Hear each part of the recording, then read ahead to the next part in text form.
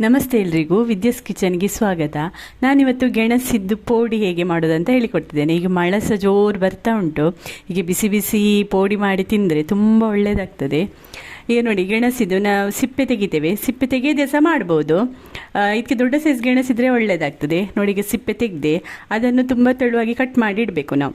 ಈಗ ಇದಕ್ಕೆ ಕಡಲೆ ಹಿಟ್ಟು ಬೇಕು. ಎಷ್ಟು ಗೆಣಸುಂಟು ಅಷ್ಟು ಸ್ವಲ್ಪ ಕಡಲೆ ಹಿಟ್ಟು ಹಾಕಿ ಅಂದಾಜು ಪ್ರಕಾರ. ಮತ್ತು ಉಪ್ಪು ಸ್ವಲ್ಪ, ಒಂದು ಚಿಟಿಕೆ ಹಳದಿ ಪುಡಿ ಮತ್ತು ಸ್ವಲ್ಪ ಖಾರದ ಪುಡಿ ಹಾಕಿ ಇದಕ್ಕೆ ಮತ್ತೆ ನಾವು ಇದು ಓಮ ಹೇಳ್ತೇವೆ, ಅಜ್ವೈನ್, ಅದು ಸ್ವಲ್ಪ ಹಾಕಿ.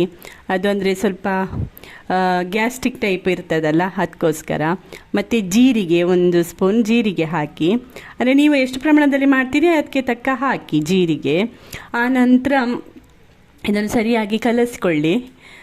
ಅಂದರೆ ಉಪ್ಪೆಲ್ಲ ಕರೆಕ್ಟ್ ಕಲಸಿ ಆನಂತರ ನೀರು ಹಾಕಿ. ಇದು ಅಂದರೆ ಯಾವ ರೀತಿ ಇರಬೇಕಂದ್ರೆ, ನಾವು ಈ ದೋಸೆ ಹಿಟ್ಟು ಹೇಗೆ ಇಡ್ತೇವೆ, ದೋಸೆ ಉದ್ದಿನ ದೋಸೆ ಮಾಡುವಾಗ ಆ ಥರ ಬರಬೇಕು, ಆಯಿತಾ. ಆನಂತರ ಇಲ್ಲಿ ಆಯಿಲ್ ಇಡಿ. ಇದು ನೋಡಿ, ಗೆಣಸನ್ನು ಈ ರೀತಿ ಕಟ್ ಮಾಡ್ಕೊಂಡಿದ್ದೇವೆ. ಇದು ಸಂಜೆ ಹೊತ್ತಿಗೆಲ್ಲ ತಿನ್ನಲಿಕ್ಕೆ ತುಂಬ ಒಳ್ಳೆಯದಾಗ್ತದೆ ಚಹಾದೊಟ್ಟಿಗೆ.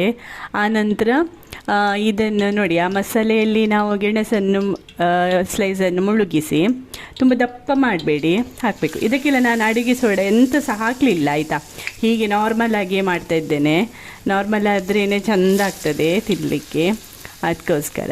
ಈಗ ನಾನು ನೋಡಿ, ಇದರಲ್ಲಿ 4 ತನಕ ಹಾಕ್ತೇನೆ. ಅದು ಒಂದು ಸೈಡ್ ಬೆಂದ ನಂತರ ಇನ್ನೊಂದು ಸೈಡಲ್ಲಿ ನೀವು ಬೇಯಿಸ್ಕೊಳ್ಳಿ. ಈಗ ನೋಡಿ, ಗೆಣಸು ಬೆಂದಿದೆ. ಮಾಡಿ ನೋಡಿ, ಮಳೆಗೆ ಟೈಮಲ್ಲಿ ತುಂಬ ಟೇಸ್ಟ್ ಆಗಿರ್ತದೆ ಮತ್ತು ತುಂಬ ಖುಷಿ ಆಗ್ತದೆ. ನೋಡಿ, ನನ್ನ ಚಾನಲ್ಸನ್ನು ಲೈಕ್ ಮಾಡಿ, ಸಬ್ಸ್ಕ್ರೈಬ್ ಮಾಡಿ. ಸಬ್ಸ್ಕ್ರೈಬ್ ಮಾಡಿದ್ದ ಎಲ್ರಿಗೂ ತುಂಬ ಥ್ಯಾಂಕ್ ಯು.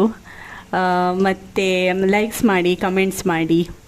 ನೋಡಿ, ಈ ರೀತಿ ನಾವು ಗೆಣಸಿದ್ದು ಪೋಡಿಯನ್ನು ಮಾಡಿ ನಮಗೆ ಬೇಕಾದಾಗ ತಿನ್ಬೋದು. Thank you so much.